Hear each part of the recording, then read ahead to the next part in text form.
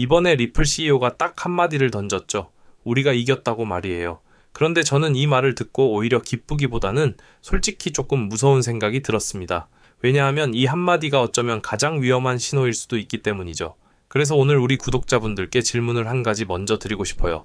리플 CEO 브래드 갈링하우스가 대체 뭘 보고 이겼다고 말을 한 걸까요? 우리가 흔히 생각하는 것처럼 가격이 폭등해서가 아닙니다. 진짜 이유는 따로 있어요.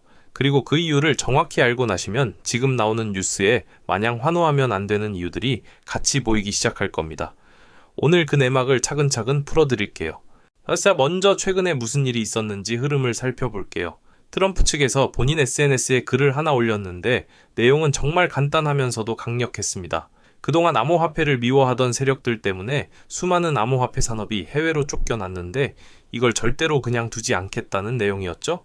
그리고 바로 다음날 리플 CEO 브래드 갈링하우스가 기다렸다는 듯이 화답을 보냈습니다. 암호화폐 반대 세력은 법원에서도 선거에서도 그리고 트럼프에 의해서도 전부 다 패배했다고 말이죠. 이게 바로 오늘 다룰 이슈의 출발점입니다. 그런데 여기서 한 가지 이상한 점이 있어요. 정말로 전부 다 이겼다면 왜 굳이 지금 타이밍에 이런 말을 꺼냈을까요? 그 답을 찾으려면 트럼프가 쓴 단어 하나하나를 주의 깊게 보셔야 합니다. 미래에도 흔들리지 않는 시장 구조를 만들겠다고 말을 했었죠. 영어로는 퓨처 프루프라는 표현을 썼는데 쉽게 말씀드리자면 한번 확실하게 정해놓으면 나중에 누가 와도 절대 바꾸지 못하게 만들겠다 이런 뜻입니다. 바로 이 단어에 오늘 이야기에 가장 중요한 핵심이 숨어 있어요. 그러니까 갈링하우스가 이겼다고 자신한 건 지금 당장 무슨 법이 완전히 통과되어서가 아니라 아직 법안이 통과되지 않은 상황에서도 승리의 길을 확신할 수 있는 강력한 무기가 눈앞에 다가왔기 때문입니다. 여기서 아주 중요한 클래리티 법안이라는 게 등장합니다. 이름은 조금 어렵게 느껴지지만 하는 일은 의외로 단순해요. 코인 하나하나를 명확하게 분류해서 이건 주식 같은 거다. 혹은 이건 금이나 원유 같은 상품이다라고 법으로 딱 정해주는 역할이죠. 그동안 우리 리플이 수년간 힘들었던 이유가 바로 여기에 있었습니다. 이게 주식이냐 상품이냐를 두고 지루한 법정 싸움을 이어왔기 때문이죠. 그런데 이 법안이 최종 통과되면 리플은 디지털 상품, 그러니까 금이나 원유 같은 자산으로 법적 지위를 딱 보장받게 됩니다. 수년간의 불확실성이 완전히 끝나는 순간이죠. 그렇다면 이 중요한 클래리티 법안이 지금 어디까지 와 있는지 팩트만 짚어볼게요. 이 법은 미국 하원을 2025년 7월에 이미 통과한 이력이 있습니다. 무려 찬성이 254표였고 반대는 134표밖에 안 될 정도로 압도적이었죠. 하지만 미국은 법을 만들 때 하원만 통과한다고 끝나는 게 아니잖아요. 상원이라는 또 다른 거대한 관문을 넘어야 하는데 바로 최근인 2026년 5월에 상원의 하원위원회를 찬성 15표, 반대 9표로 통과했다는 소식이 들려온 겁니다. 이제 거대한 산의 첫 번째 봉구리를 드디어 넘어섰다고 보시면 됩니다. 상원위원회를 넘었다는 건 대단한 성과지만 냉정하게 보면 아직 갈 길이 꽤 남아 있습니다. 위원회 버전을 다른 위원회, 안과 하나로 합쳐야 하고 상원 전체 표결도 통과해야 하죠. 게다가 다시 하원과 세부 내용을 맞춘 뒤에 마지막으로 대통령 서명까지 받아야 완전히 발효됩니다. 특히 상원 전체 표결에서 통과되려면 단순 과반수가 아니라 반대 세력을 무력화할 수 있는 60표라는 높은 벽을 넘어야 하거든요. 그러니까 갈링하우스의 말은 지금 당장 끝났다는 게 아니라 이제 계산대 앞에서 줄을 서서 마무리를 기다리는 단계에 가깝다고 이해하시면 됩니다.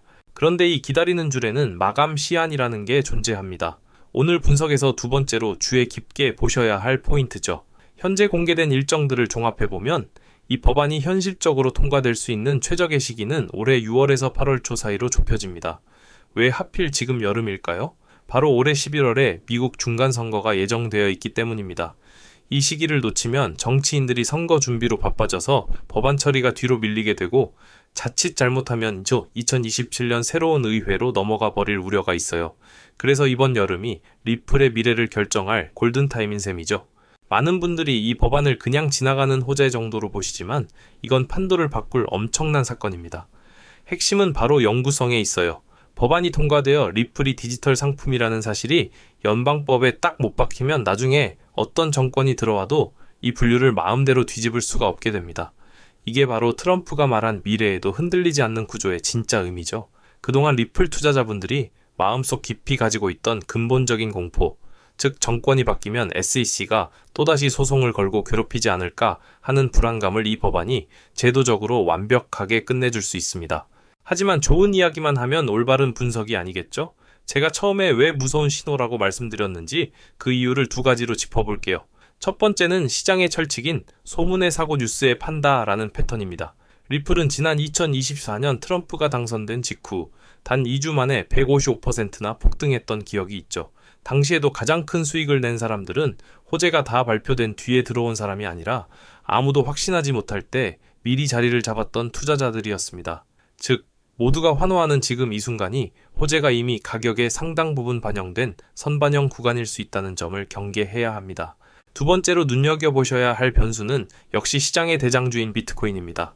현재 리플은 비트코인과 0.84라는 굉장히 높은 상관관계를 보이며 움직이고 있어요. 쉽게 말해서 비트코인이 기침을 하면 리플은 독감에 걸리는 구조라는 뜻이죠. 규제 관련 소식이 아무리 호재로 작용하더라도 시장 전체의 유동성이 꺾이거나 비트코인이 무너지면 그 호재는 힘을 쓰지 못하고 묻히기 십상입니다. 최근 중동 리스크 등으로 비트코인이 1억 원 아래로 조정받을 때 리플도 1,800원대까지 밀렸던 것처럼 법안 일정과 함께 전체 시황을 반드시 같이 체크하셔야 합니다. 그렇다면 앞으로의 시장은 어떻게 흘러가게 될까요? 이번 여름이 리플의 향방을 가를 거대한 분수령이 될 가능성이 매우 높습니다. 위원회 단계를 넘었고 수많은 글로벌 기업들이 통과를 강하게 밀어붙이고 있죠. 선거 전이라는 시간적 압박 덕분에 6월에서 8월 사이에 상원 표결 시도가 집중될 텐데요. 다만 이걸 무조건적인 확정으로만 생각하시면 안 됩니다. 아까 말씀드린 상원 60표라는 문턱이 엄연히 존재하고 여야 간의 민감한 조항 조율 과정에서 예상외로 통과가 한 번 더 밀릴 가능성도 함께 열어두고 차분하게 접근하는 지혜가 필요합니다. 장기적인 가격 전망을 보면 글로벌 분석 기관들 사이에서 법안 통과 시 리플이 최소 7,000원에서 최대 1,400원까지도 갈 수 있다는 장밋빛 예측들을 내놓고 있습니다.